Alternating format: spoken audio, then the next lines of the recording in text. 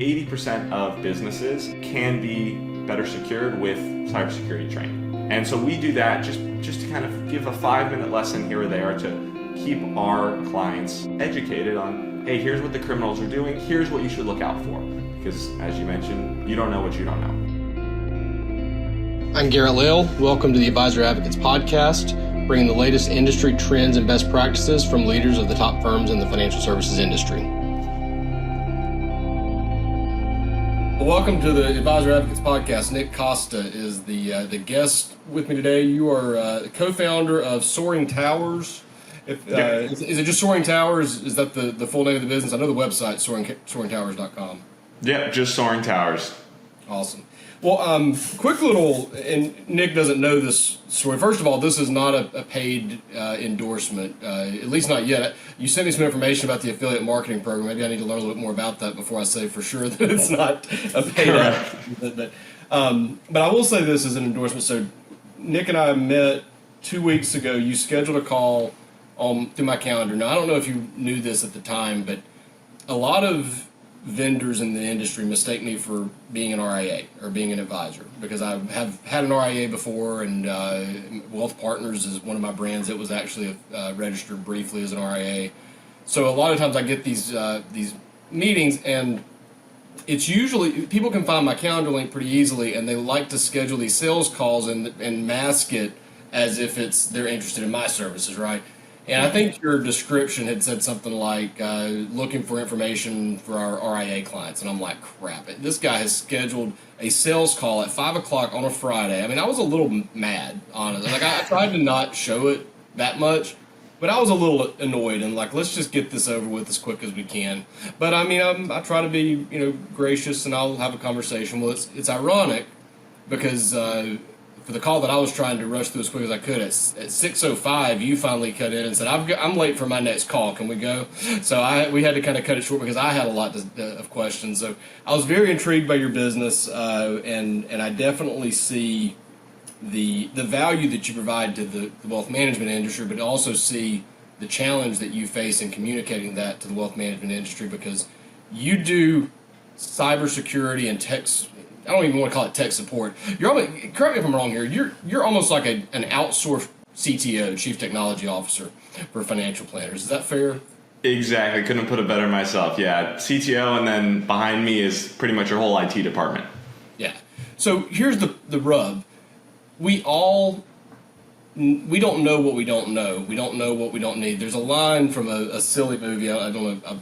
I almost hope you've never seen this movie, but it's called Fools Rush In. It is Matthew Perry and Selma Hayek back in like the late 90s, early 2000s.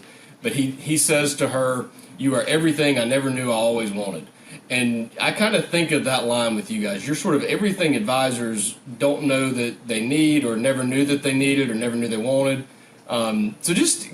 I was intrigued to have you on the show and kind of share what you do for advisors and for firms as well. And then try to help interpret as best I can sort of what does this mean for us and why do we need it? Because we definitely do. We just don't know that we need it. Yeah, that was great. It's a great quote. I could not have put that better myself. As you mentioned, we're an outsourced IT department, and we do cybersecurity, and a big focus now is AI implementation. We were doing AI implementation before it was cool. So this was about 3-4 years ago. We kind of saw that as the forefront of something that will help small businesses and small advisors be bigger than they actually are, be able to work more, compete with the bigger players. But you're exactly correct. A lot of the advisors we talk to don't know what they don't know. They don't know about the cutting edge tools. They don't know what's in compliance, what's out of compliance, and really what they can do and what's available to them. So from like a marketing standpoint, it's really hard to be like, hey, we know you don't know these things. We know some of these things and we can help you out. So kind of finding that bridge of how to help advisors understand that, hey, you don't have to be doing stuff the same way you've been doing for the last 10 years. There are these amazing tools now being built in the space that are compliant, It'll save you time, save your back office time, and just do a better customer experience overall. Because really, we're all in the game of having a great client experience. It's why your clients work with our advisor clients.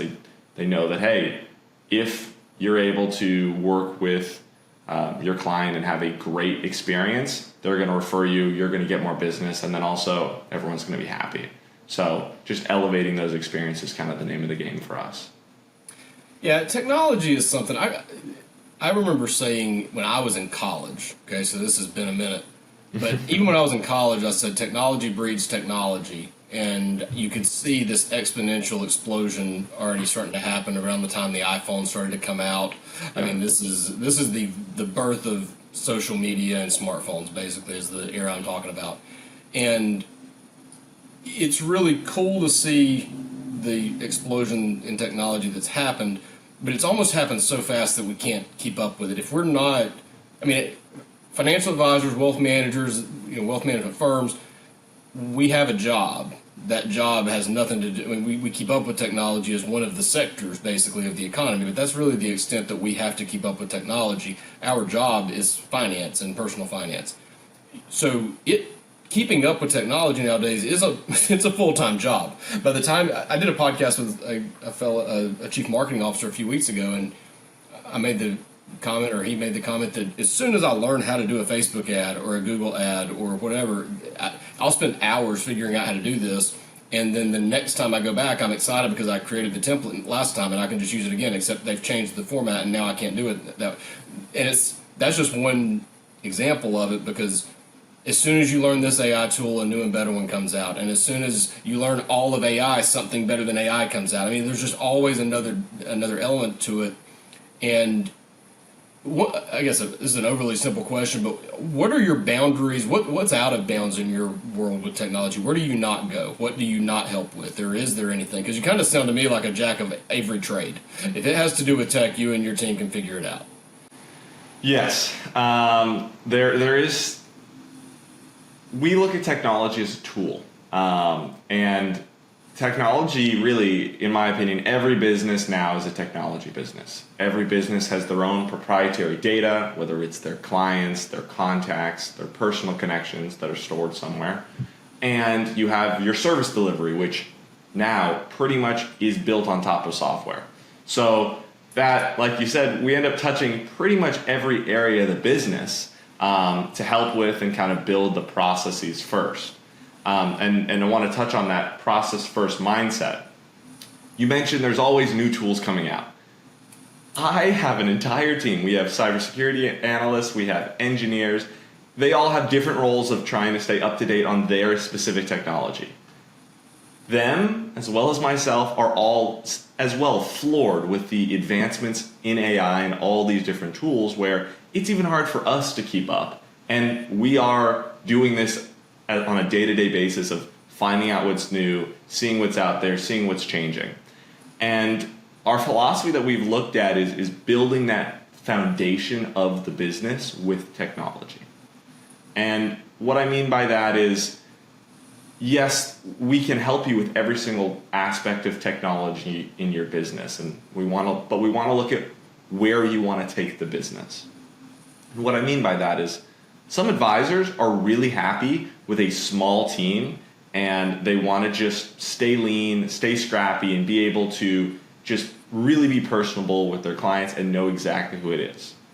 We have other advisors that we work with that they're on, hey, we want to build a team, we want growth, we want structure, we want scalability, that's what we want. Those two companies are going to have dramatically different processes, software, and just overall business goals and planning. And so it doesn't really make sense to apply one solution to them so that it's kind of a standard. Oh, this is what you should do because you are an RIA. You're this big, this is what you should do. It depends on what the business wants to do. We work with some advisors that are using software that is much larger than really what they need, but they are growing quickly and they want to continue to push that growth. So we don't necessarily stop on a specific piece of software, a specific area of the business. We're saying, hey, we're not going to touch that. But we may bring in people to say, hey, we don't know marketing per se. We know here's the software that'll work for marketing, but we think if you want to hit these goals, you need to have a system and probably a CMO or something like that, a fractional CMO that comes in, helps you guys build the processes, and then we'll tell you the best software to do based on that growth. So it's a lot of collaborative nature now with software and technology, that we look at the entirety of the business, the entirety of the software that are being used, and make sure that the software map with the business and the goals, and also make sure they have the right team in place to do that, because we're fortunate that IT is a little intimate. What it is, you give us your passwords, your data, and so we have these great relationships with our clients, and that has allowed us to kind of see, hey, one advisor is doing this, they're a similar size to you guys. How about we have you guys meet and say, hey, maybe there's a symbiotic relationship there, and that kind of helps. Every individual, every organization, every business has sort of like a needs list versus a wants list, right? We have to have, I get emails all the time from cybersecurity companies that are, is your data safe? Is your data, and for the most part, I dismiss it because it's like, I don't know, and I don't really care. I don't work with private or with highly sensitive information anymore. I'm not working with clients. I don't have personal financial records. I don't care if somebody hacks now, for the people out there who do share confidential information with me, I don't want to freak them out. But I'm not a big security threat, right? I'm not really worried about that. But for financial advisors, that's a big thing. Compliance is certainly on our have-to-have list. We have to make sure we're covering those things. We have to make sure that whatever we're doing from a cybersecurity standpoint, we're at least checking the minimum standards from a compliance standpoint. So that's on the food, water, and oxygen list of our business. We have to have those things. But then for me personally, when I look at your business and my experience with this in the past, and we touched on this a little bit on the call we had a couple of weeks ago, there's a lot of really cool, shiny wants that I have out there that I haven't really bothered looking into that much, because I assume that they're 5 or 6 figure projects to hire somebody to build these things out. I'm working on one of them right now that, so far I've got $100 invested in this thing, and I'm maybe 50% of the way done, I hope. And it's like, there are so many cost-effective ways to execute some of these really complex-sounding things that I could see the wants that they didn't know that they could have as being a really good entry point for you, for some advisors and firms, or a key part of what you do on a service standpoint to deepen and broaden those relationships. But do you tend to start with the wants and then do the needs kind of as part of that process, or do you start with the needs and then surprise the client, for lack of a better word, with how many of the wants you can deliver? So it's a combination of both. You mentioned compliance. It's everyone's favorite word. I have not met an advisor that really wants to be compliant. Word. No, I don't know if it's everybody's favorite word. We all know it. Yeah, and that's the big thing. Everyone knows they should be compliant and that they need to do these things, but it's a lot of jargon, it's a lot of paperwork, it's a lot of stuff that at the end of the day, they're like, hey, I'm pretty secure. I'm not going to necessarily go overboard and all this stuff. I don't want to meet with 15 vendors to identify the security and all this stuff. And so security is a baseline in our organization. You sign on as a client with us, and we pretty much say, hey, look, we're giving you a baseline that is going to make you compliant with 95+% of all of the different compliance frameworks. And we do that because we're like, look, if there's a specific one you want to abide by, you need to abide by, we'll just tweak 1 or 2 things and get you good to go. But you don't have to think about it. It just gets handled, and we tell you, hey, here is the 1 or 2 things you need to do on your end of policy standpoint and stuff like that. So that's kind of a base. And we have a system that we've built. It's a proprietary framework called STEP, the Soaring Towers Efficiency Pathway. Oh, isn't that convenient? Yeah, we love our acronyms over here.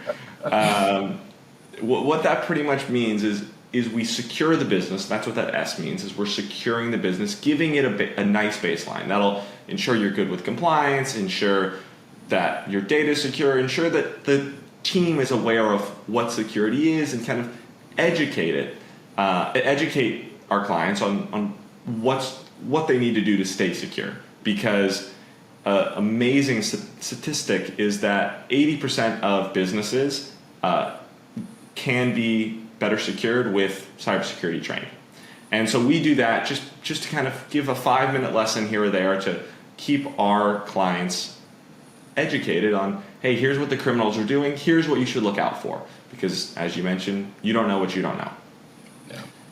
And we want to implement all these wants, but we don't want then to some small issue to crop up, like a security issue, whatever that may be, and then it gets rid of all the fun want stuff that we were trying to implement and doing there. So we do that first, but then we go through the rest of the pathway to take a look at each aspect of the business. Like, okay, what do you want? Well, we want to double our revenue this year. So that's amazing. What are you doing from a process standpoint in order to do that? Well, we just hired a new sales rep. We hired a new marketing team. We are bringing on a fractional CMO. Great. How do all these teams work together? How you as the business owner or the principal, how are you kept in the loop of all this stuff? Well, I think I get a report from the CMO, we meet, I get a report from the marketing company, do all that. Okay, but how do they know what everyone's working on? And we kind of break down the business process, say, okay, there's some disconnect from even just that sales and marketing team for acquiring new clients. How about we implement a software for you that'll help you get to that growth level and then kind of augment it, where we're going to put some AI into there. We're going to help you say, okay, if you're going to be producing content with this marketing team, we want to have the CMO of all the information as well as the business owner, the principal, also having all that information and reporting, as well as letting the other team feed it information. So we'll take a look at the foundation of each department, each team, and then see what software is there, because we want to put the right software in place to match the processes and also match kind of the business goals for that thing. So it's a little bit of a combination. We want to satisfy the needs that no one really wants to deal with: security, computer updates, you name it, so that they can continue to work and there's not going to be issues, but then focus on doing these large changes right after that to really give them the biggest benefit. So one of the things you mentioned as I'm kind of a head-on kind of guy, so you told me that this was one of the objections that you face sometimes, so I'm going to go ahead and ask you the hard questions so you get a chance to address it in front of God and everybody kind of thing. So you mentioned one of the struggles is, you touched on it a minute ago, IT is, I love the way you said it, it's an intimate experience, right? You're having to give up a lot of important information to the people that you're trusting to take care of protecting this stuff, right? Yeah. Frankly, who is Soaring Towers and why do I trust you is a question that I get it. Like, I understand, because nowadays, and advisors are not, and I don't mean to stereotype advisors. There are some really, really tech-savvy advisors out there, and there are some that have a hard time figuring out how to log into their email address, right, or email accounts. But by and large, I would say it's fair to say that we're savvy enough about technology to know that that there's a lot of big risks out there. And we're also probably savvy enough to understand that, you know what, nowadays I can pop up a new website. Literally, the first website that I ever started, I mean, it took me a month of research to figure out who to hire, whatever. Now I own more domains and more websites. I've got more websites that I don't even use than most people ever start in their life, right? It's not that hard for me to pop up a new website. You can make yourself look as big and grand and whatever as you want, and especially if you're tech savvy, which you should be, then you can probably even figure out a way to fool Google into thinking you're legitimate. So how do advisors know? I mean, I guess I can almost say it two different ways. How do we know we can trust Soaring Towers? But at the same time, for advisors, we can tell clients go to broker check. That's how you can see that we're licensed, we're credentialed, if we've had complaints in the past, whatever, right? We've got an avenue to legitimize us. So, just kind of handing you the mic there. Prove yourself. How do we know if we can trust Soaring Towers? What's your rep? Yeah, I wish broker check existed in my industry. I bet, yeah. Because it would make things We a do lot too. easier. We definitely wish it existed in tech. Yeah, because there are, like you said, there's so many people that will sell you the world. I feel like it's much more common now with a fancy website, and they'll say, hey, we can do all this stuff and do that. Even bigger companies. We've unfortunately acquired clients that have been with much, much larger firms that just weren't getting the love and the accurate needs that they needed. They weren't having a proper compliance apply to them, and so they were actually out of compliance. And so that kind of is where we differ a lot. We've been fortunate to work with a lot of different companies in a lot of different industries. We've worked with some really prominent people, sports teams, and even small financial institutions like large banks, but on the smaller side. But we've devoted ourselves to wealth planners, RIAs. And that's because a personal love of mine and my business partner has a long history in the financial services space. We both love wealth planning and the wealth planning industry, and we think that it's essential, especially nowadays with TikTok, Instagram, and Facebook giving perfect financial advice that definitely is not going to affect anyone. I think it's needed more than ever of having financial advisors. So we have over 5 years of experience working with financial planners and specifically know their industry. We also built and have continued to develop our own compliance software that we give to all of our clients just for free. And it says, hey, here is the compliance framework you guys need to abide by. We're covering all the tech stuff for you. Don't even think about the tech stuff, but you guys have to do this policy. And this is something that, Garrett, haven't even mentioned this to you, but if anyone reaches out to us saying, hey, I watched this podcast episode, we'll give you a trial version of the software at no charge just to see where you are at your compliance level and give you all the checklists that you need to see to take a look at your existing IT team. Take a look at what you're currently doing and see, hey, are we hitting all the check boxes? Are we doing everything we need to? Because we are not here to tell you we are the best. We just want to give everyone information of how to implement cutting edge solutions into their business and how to secure their business. At the end of the day, that's all we want to do. Whether it's with us or with someone else, that's up to you. We just want to give you that initial blueprint of saying, look, here's everything that we think you should do. You can obviously disagree with us. It's your business, not us. But here's what we recommend. You want us to implement it? Here's how much it's going to cost. Here's how long it's going to take. Here's why we're going to do it. If you want to take this and go to someone else and say, hey, look, here's what we got from someone. Can you do all this? And they'll do it cheaper, more expensive. Go with them. That's fine. We really just want to give people the direction because, as you said, Garrett, so many of the advisors we work with have no idea what's even out there. So having this plan is so helpful for them, and we're happy just to give people that plan. And we do it all the time. We'll jump into meetings with advisors and say, let's spend an hour, talk about your business. Here's a rough plan. And at the end of it, they'll have a rough plan to execute either internally or with us.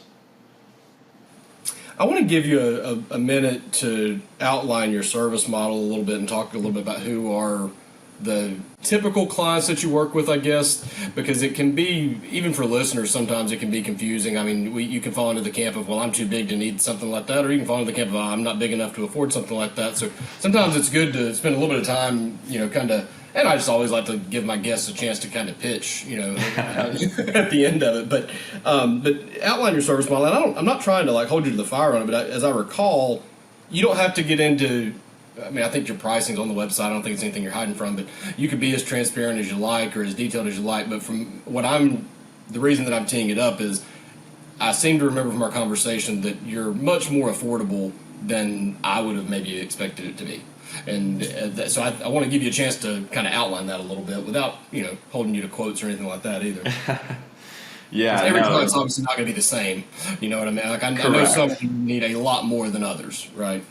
Definitely. And the thing, we price it a little bit different. So we price per employee with unlimited support. And as you mentioned, this scales really well for bigger companies, obviously have more needs and thus more employees. And so our price reflects that as you grow. You add each employee, hey, there's going to be X amount. Right now, it's below $200 a user. So if you're a 5-person firm, it's about $1,000 a month. That'll cover all your compliance, cover all your IT questions, cover backups, you name it. Pretty much everything you would need if you've ever gotten pitched by a cybersecurity company or an IT company. It's like, oh, well, you need the firewall, you need the backups, you know that. We just say, hey, we're just going to cover everything A to Z for you. Don't worry about it. Just everything is done that you would pretty much ever need to secure your business. And you have our team available to you whenever you have questions. Hey, my computer doesn't work, X, Y, and Z, so on and so forth.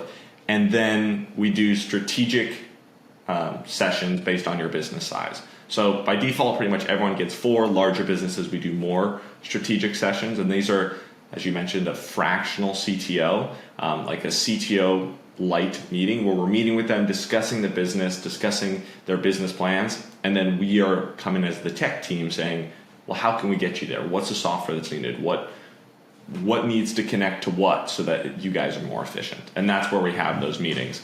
And that's kind of all included in our plan. And it pretty much helps our clients not have to worry about rapid IT changes.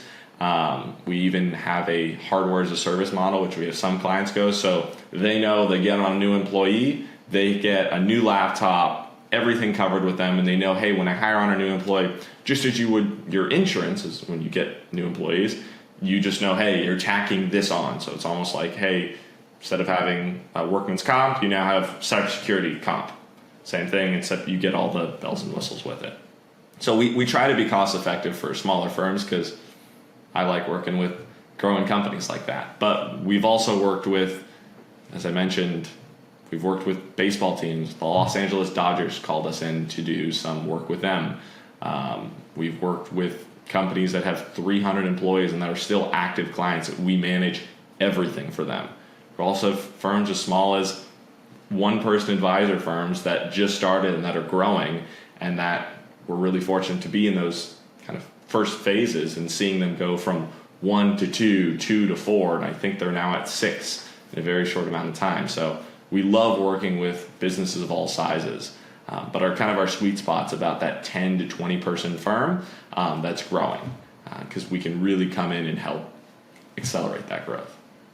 I try to be, again, open and honest and candid about this. I mean, I do tend to give a little bit of an endorsement towards the end of my shows, and yeah, it could sound like I'm doing that to fluff these people up, but at the same time, frankly, I don't bring somebody on here if I don't believe in what they're selling. If I can't give an endorsement, then I can find somebody else to come on a podcast with me, right? And in full disclosure, I met Nick by Zoom 2 weeks ago, okay? So I'm getting to know Nick as well. I'm not going to sit here and tell you we go back 20 years. But I will say this, from our conversation a couple weeks ago, I was very impressed with your knowledge of the wealth management industry. You and I were speaking the same language in terms of just knowing the lingo and knowing, when you just mentioned Orion there, every listener to this podcast is going to know who Orion is, what they do. That's you obviously know you know the circle you're running in very well. So your knowledge of the industry seems to back up your claim, I guess. And saying that's for whatever step I can take to legitimize your business by saying that I believe you do at least know your way around the wealth management space. That's pretty obvious from the conversation we've had. But I'll also say this. I mean, you complimented me a little bit on our call and said, you're a lot more tech savvy than you give yourself credit for. I'm not tech savvy at all. There's no bone in my body that would claim to be tech savvy. But over about the last 7 years or so, I'm kind of one of these people that I just dig into something. I'll see something, I'll say, can it be done? And I'll start researching, and I'll keep digging and keep digging and keep digging until I figure out it can be done or it can't. And if it can, I try to do it. All that to say, I have spent hours and hours and hours trying to figure out technology. I've probably got 8 or 10 hours invested in this one project that you probably could have done 30 minutes, right? So for me, just knowing most technology is actually pretty easy to execute once you learn how to execute it, but it takes a really long time to figure out how to execute it. That's what I struggle with, is that I'll spend 10 hours figuring out, it was this button, and it took me 30 seconds if I would have just known to do that, but it took me that long to learn it. So if you don't want to be like I have been for the last 8 years and run around and chase your tail and spend all this time trying to figure out how to keep up with your competitors. Nick and his team are, I believe, a very, very cost-effective way to leverage. You just create a lot of leverage, I would imagine, from a time standpoint, just because of what you can do in the small amount of money that you're charging for your firm. So I would highly, highly encourage those listeners, firms, advisors, anyone, if you're in a position where you just have questions about technology. It's not necessarily that Nick has to take over every single thing end to end. It can be, this one project that I'm working on might be something that you and I need to have a chat about, because it's probably worth, what you charge. So I don't know. Just that's the maybe one of the most sincere endorsements I've ever given, because you are exactly the type of person that I needed to meet about 8 years ago. I wish I'd known you at that time. But anyway, how can listeners, watchers of the show, watchers? That's great English, Garrett. How can listeners or viewers of the show reach out to you and learn more about you if you are if they are interested in having a conversation? Yeah, our website, you can go to soaringtowers.com, soaringtowers.com, and you can see a lot of stuff that Garrett mentioned. We pride ourselves on being very transparent. If you go to our website right now, you'll see a up-to-date counter of our response time. If you click on it, it will update to every single ticket in the last 2 weeks of how fast we responded to them. We are transparent. If that goes up or down, you'll see it, as well as you can reach out there for any questions. Awesome, Nick. Well, man, I appreciate you hijacking my calendar a couple of weeks ago and reaching out. I've really enjoyed the conversation today and the conversation we had last time as well. And let's maybe do this again sometime, man. I really enjoyed this, and I venture a guess that we didn't cover every single thing that you could talk about today. So maybe we'll do it again sometime if you're ever up for it. Sounds great. Awesome. As Thanks always, so much, Garrett. Yeah, you bet. And as always, my contact information is below, and it'll be in the ending that's coming up at the end of this. But feel free to reach out to me by email if you have questions, or if you'd like me to introduce you to Nick or any of the other guests we've had on the show. Happy to do that if I can. And hope you have a great rest of your day, Nick. Appreciate it, man. You as well. Bye-bye. Thank you for watching or listening to the Advisor Advocates podcast. Really appreciate it. If I can help you in any way, please feel free to give me a call at 919-561-2436 or send me an email at garrett@theadvisoradvocates.com, or feel free to use my calendar link, which will be listed in the description below. Thanks again for your time. See you next time.